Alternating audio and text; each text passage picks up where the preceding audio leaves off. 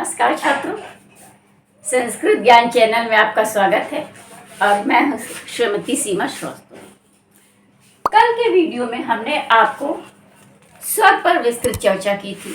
स्वर किसे कहते हैं, ठीक, और स्वरों के भेद या प्रकार, उच्चारण के स्थान पर स्वरों के भेद बताए थे और उसके बाद मात्रा के आधार पर स्वरों के भेद बताए थे और ये भी बताया था कि हर स्वर एक प्रकार से अनुनासिक भी होते हैं और अनुनासिक भी होते हैं। ठीक, अब उसके बाद स्वरों के बाद हम व्यंजन पर आते हैं। व्यंजन क्या है, इस पर भी हम हल्की सी चर्चा कर चुके हैं। व्यंजन क्या है, वी अंजन हमने बताया था, वी धन अंजन बराबर व्यंजन।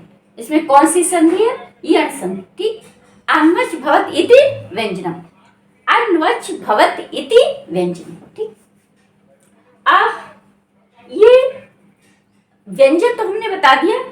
अब व्यंजन के भेद या प्रकार पर आज हम चर्चा करेंगे। ठीक है, व्यंजन क्या है, जो स्वरों की सहायता से उच्चार्यमान होते हैं, उच्चरित होते हैं, वे ही व्यंजन कहलाते हैं। ठीक, अब व्यंजन के भेद या प्रकार। ठीक ठीक, अब व्यंजन के जो व्यंजन है हम उनको कई भागों में बांट सकते हैं। पहला हमारा क्या है, स्पर्श व्यंजन।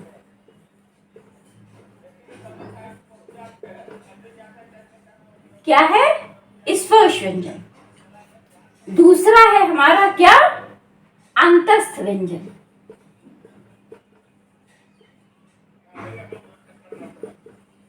और तीसरा है हमारा ऊष्म व्यंजन।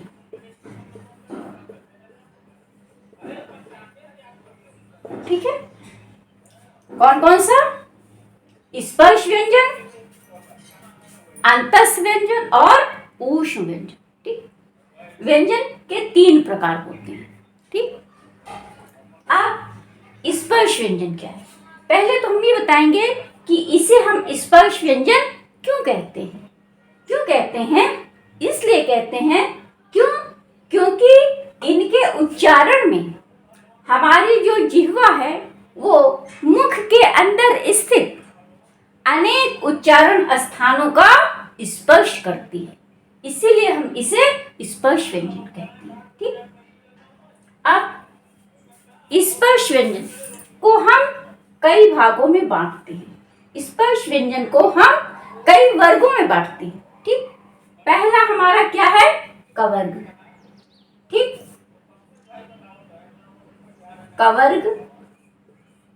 ठीक, कवर्ग। दूसरा है चवर्ग। तीसरा है टवर्ग। चौथा है टवर्ग और पांचवा है पवर्ग। ठीक, स्पर्श व्यंजन, स्पर्श व्यंजन को हम कुल 5 वर्गों में बांट सकते हैं। कितने वर्गों में बांट सकते हैं, 5। पूछ ले, स्पर्श व्यंजन को वर्गों में बांटा जाता है। 4 ऑप्शन दे दे, 5, 3, 4, 8, तो आप किस पर टिक करेंगे, 5 पर। ठीक, स्पर्श व्यंजनों को कुल हम 5 वर्गों में बांटते हैं। उसमें पहला वर्ग हमारा क्या, कवर्ग। दूसरा है चवर्ग। तीसरा है टवर्ग। चौथा है तवर्ग और पांचवा है पवर्ग। ठीक है, अब कवर्ग। ठीक, अब देखिए कवर्ग का क्या सूत्र है, कह रहे हैं कि कादयो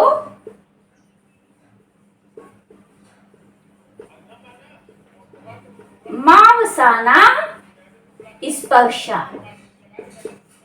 ठीक, स्पर्श व्यंजन के सूत्र है। ठीक, कह रहे हैं कि कादयो मावसाना स्पर्शा।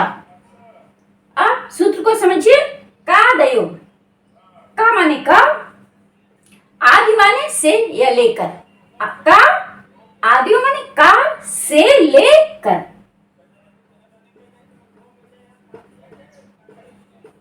और मां अवसान। अवसान माने होता है समाप्ति, तो का आदि माने लेकर से और मां माने अवसान, तो मतलब का से लेकर मां तक व्यंजन होते हैं सब स्पर्श व्यंजन कहलाते। का से लेकर मां तक जितने भी व्यंजन हैं सब कौन से व्यंजन कहलाते हैं? स्पर्श व्यंजन। ठीक, अब इस प्रकार से जो स्पर्श व्यंजन है उनको हमने 5 वर्गों में बांटा है। कितने भागों में बांटा है? 5। ठीक, अब उसमें पहला है क्या हमारा? कवर्ग। क्या है? कवर्ग। अब कवर्ग का मतलब क्या है?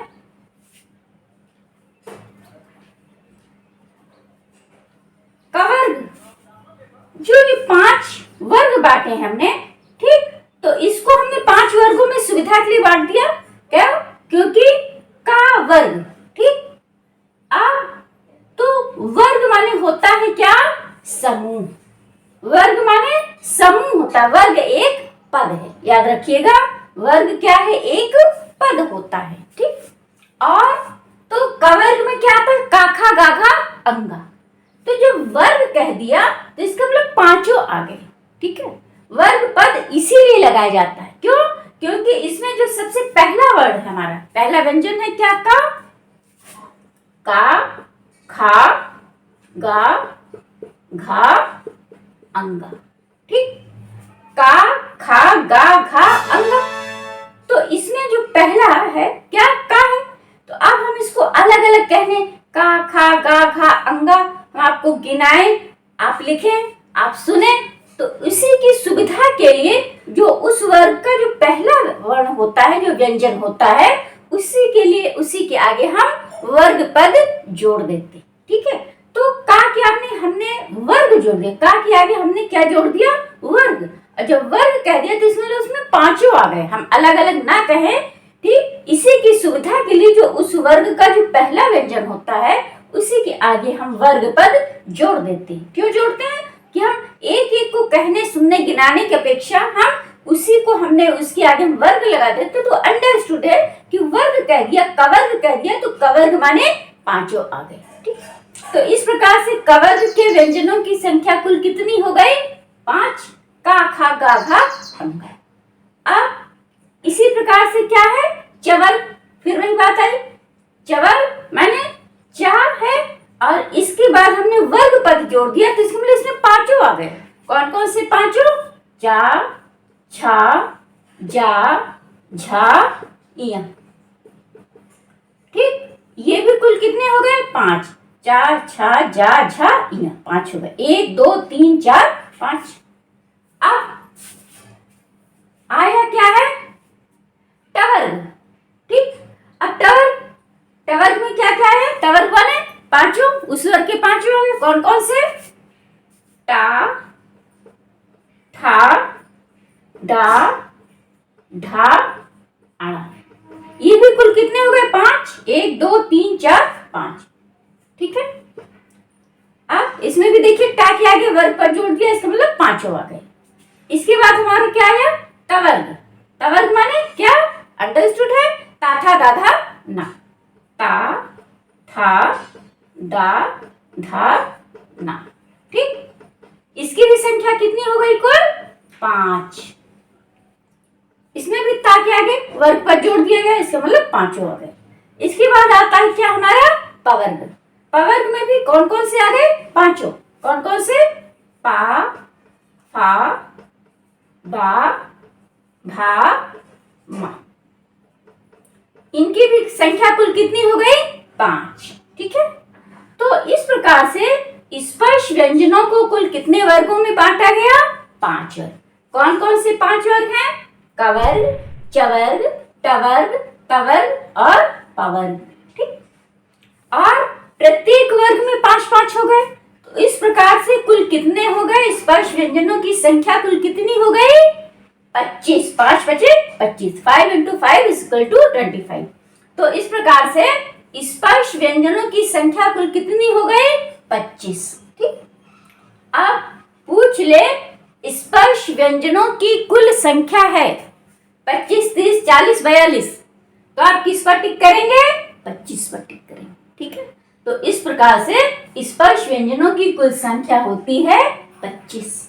ठीक, अब ठीक है, और सूत्र हो गया इसका काव्यो मावसाना स्पर्शा, अर्थात का से लेकर माँ तक, का से लेकर माँ तक की जितने भी व्यंजन हैं सब किस व्यंजन की श्रेणी में आते हैं? स्पर्श व्यंजन। ठीक, स्पर्श व्यंजनों को कुल कितने भागों में बांटा गया? 5, कवर्ग, चवर्ग, टवर्ग, तवर्ग और पवर्ग। ठीक, इस प्रकार से कुल इनकी संख्या हो गई 25। एक वर्ग में 5 हो गए, 5 वर्ग हैं तो 5 बचे 25 हो गए। ठीक, अब हम आते हैं आपके इस पर अंतस्थ व्यंजनों पर आते हैं। ठीक है, अंतस्थ व्यंजन। ठीक है, अंतस्थ व्यंजन क्या है? अंतस्थ, अंतः स्थित। किसके अंतः? अंतः माने होता है मध्य में स्थित। ठीक, तो मध्य में स्थित होने के कारण ये अंतस्थ कहलाते। किसके किसके मध्य में स्थित है? आपको साफ दिख रहा है, स्पर्श व्यंजन और ऊष् व्यंजनों के मध्य में स्थित हैं, अंतः में स्थित हैं, मध्य में स्थित हैं, इसलिए हम इनको कौन से व्यंजन कहते हैं? अंतस्थ व्यंजन। ठीक, और अंतस्थ व्यंजनों की कुल संख्या कितनी है? 4। ठीक, इसका सूत्र क्या है? यणो अंतस्थाः। क्या सूत्र है? यणो अंतस्थाः। ठीक, अर्थात यणो, यण प्रत्याहार के अंतर्गत आने वाले जो व्यंजन है उनको हम कौन से व्यंजन कहते हैं? अंतस्थ। और यण प्रत्याहार आपको पता है। ठीक, या, वा, रा और ला, या, वा, रा और ला, ये हमारे यण प्रत्याहार है। यण प्रत्याहार के अंतर्गत आते हैं, तो कह दिया कि यणो अंतस्था, अर्थात यण प्रत्याहार के अंतर्गत आने वाले जो व्यंजन है वो कौन से व्यंजन कहलाते हैं? अंतस्थ व्यंजन कहलाते। ठीक है, यणो अंतस्था। ठीक है, अब बारी आती है किसकी? ऊष्म व्यंजन की। ठीक, ऊष्म, ये ऊष्मा की रगड़ से उत्पन्न होते हैं, इनके उच्चारण में थोड़ी अधिक ऊष्मा लगती है, इसीलिए हम इन्हें कौन से व्यंजन कहते हैं? ऊष्म व्यंजन। ठीक, अब इसका क्या है? शलो ऊष्माणः। क्या सूत्र है? शलो ऊष्माणः, अर्थात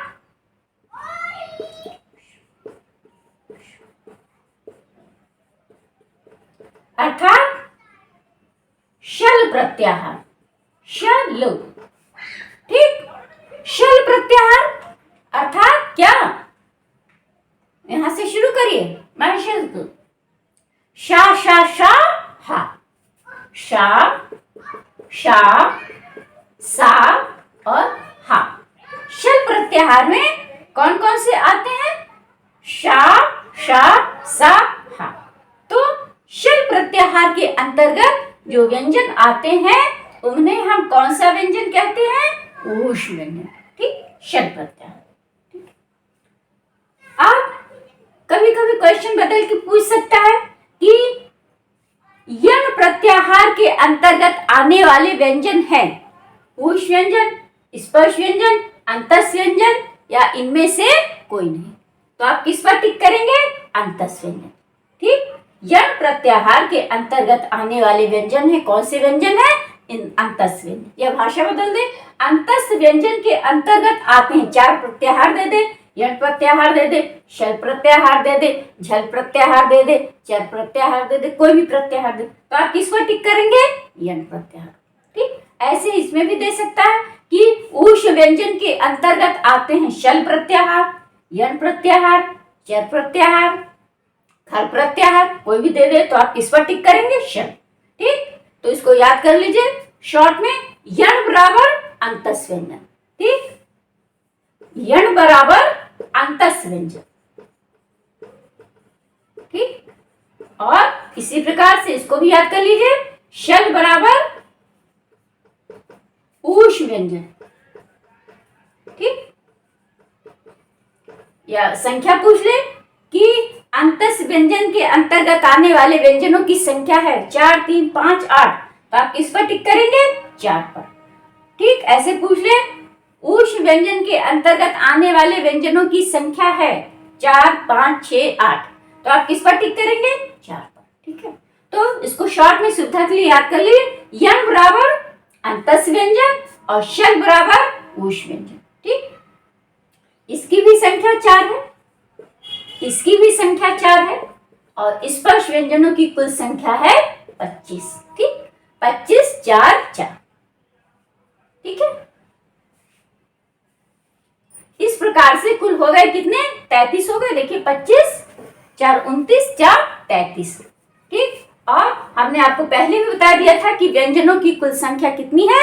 33। ठीक है, ठीक, और स्वरों की कुल संख्या कितनी हमने बताई थी? 9। ठीक है, तो 33 व्यंजन हो गए। देखिए 25 4 4। ठीक है, 33 हो गए। और एक मिश्रित या संयुक्त व्यंजन है, लेकिन उसको हमारे भाषा वैज्ञानिक का वैयाकरण मान्यता नहीं देते। अंत में आता है ना वर्णमाला में क्षात्रा ज्ञा, तो उसको हम इसके अंतर्गत नहीं रखते। ठीक, वर्णमाला में आता जरूर है, लेकिन हम इसको इसमें गिनते नहीं। क्यों? क्योंकि ये मिश्रित या संयुक्त व्यंजन है। का और शा के मेल से बनता है क्षा। तो हमारे वैयाकरण कहते हैं, भाषाविद कहते हैं कि चूंकि ये का और शा के मेल से बनता है और का और शा को हमने पहले ही ग्रहण कर लिया, का को हमने स्पर्श में रख लिया और शा को हमने ऊष्म में रख लिया, तो इसलिए हमको अलग से इसको नाम देने की कोई आवश्यकता नहीं है। तो इसलिए इसको मिश्रित या संयोजन नाम भले दिया जाता है, लेकिन इसको इसमें शामिल नहीं, इसको अलग से कैटेगरी नहीं दी गई। ठीक है, कैटेगरी में सिर्फ 3 ही बांटे गए। कौन कौन से? स्पर्श व्यंजन, अंतस व्यंजन और ऊष्म। ठीक, इस प्रकार से आज हमारे जो व्यंजन के प्रकार थे वो हमने इस पर आपको विशेष चर्चा की है। ठीक है, अब इसके बाद आप देखें, जो वर्णमाला थी वो हमने इसको आपको बता दिया, समझा दिया, स्वर बता दिया, स्वर के प्रकार बता दिया, व्यंजन के प्रकार बता दिया। ठीक, और अब ठीक अनुस्वार और विसर्ग था, उस पर हम आपको पहले ही चर्चा कर चुके हैं, अब उस पर हम फिर से चर्चा नहीं करेंगे। अब आज हम अपने इस वीडियो को यहीं पर समाप्त करते हैं। और अब इसके बाद याद रखिएगा, इसके बाद का जो टॉपिक है क्या? वर्णों का उच्चारण स्थान, वो वेरी वेरी मोस्ट इंपॉर्टेंट। ठीक, उससे क्वेश्चन बनना ही बनना है एग्जाम में। ठीक है, कोई रोक नहीं सकता। तो अब हम उस पर चर्चा करेंगे। हमारे वीडियो से जुड़े रहिएगा, उसको मिस मत करिएगा। आज हम अपने इस वीडियो को यहीं पर समाप्त करते हैं। हमारा वीडियो आपको अच्छा लगा तो उसको लाइक करिएगा, चैनल को सब्सक्राइब करिएगा। ठीक, और उसके बाद हमारे वीडियो से जुड़े रहिएगा। ठीक है, जय हिंद, जय भारत।